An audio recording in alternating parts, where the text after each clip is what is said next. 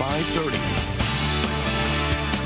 Topping the news here at 5:30, the State Department of Transportation going back to the drawing board. They have set the date for their first public outreach meeting for its re-envisioned Route 33 project. The first meeting is 2 weeks from today on Tuesday, December 2nd from 5 to 7 at the Schiller Park Senior Center on Genesee Street. We're joined now by Ryan Whalen, the Public Information Officer for the DOT. This is reimagined. You're back to the drawing board. So what is reimagined now? What is the plan at this point? Yeah, well, the plan is exactly what you just said. It's listening to start with. So we've announced our public outreach, and that's kind of a multi-pronged thing.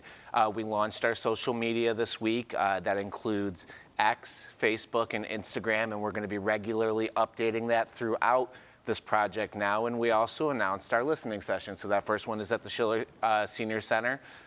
We will announce a second one that will happen this year in the very near future, and then we're going to go into 2026.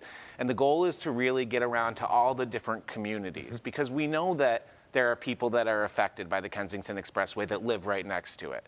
But we also know that there's a lot of people that are affected by the Kensington Expressway because they use it all the time, whether you're coming from Cheektowaga or Amherst. If we talk about moving vehicles from the Kensington Expressway to other roads, then those communities are affected, whether it's North Buffalo or South Buffalo. So we really want to get around and hear what everybody has to say.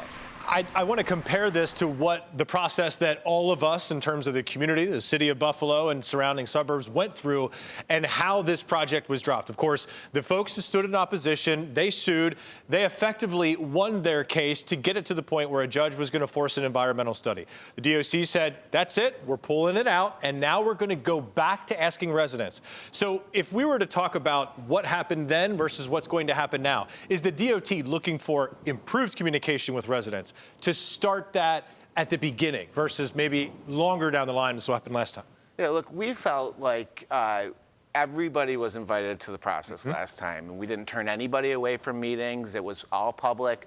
But we know that there are people who felt like they weren't involved, whether they didn't know about it or they didn't think they could be a part of it. And so that's really our goal, is to say, everyone should get involved here. And you brought up two really loud voices that last time around in the Restore Our Community Coalition, who for years, decades even, had been working on trying to get a Kensington Expressway project, and the East Side Parkways Coalition, who had a loud voice as well. And those are important opinions. They're ones that we want back in this process, and we want them at those meetings. But we also know that there's a lot of other people that maybe we haven't heard from yet. And those are important opinions too. So we need to get them to those meetings. We need them corresponding with us, engaging with our social media, sending us emails. We're here to listen to you. This has been talked to death for about a decade. What are you hoping to learn that you haven't already heard yet? Because we've heard a lot, I feel like, over the past 10 years at least. Yeah, well, I mean, all options are on the table. You know, the last project we were going forward, we were looking at a tunnel project.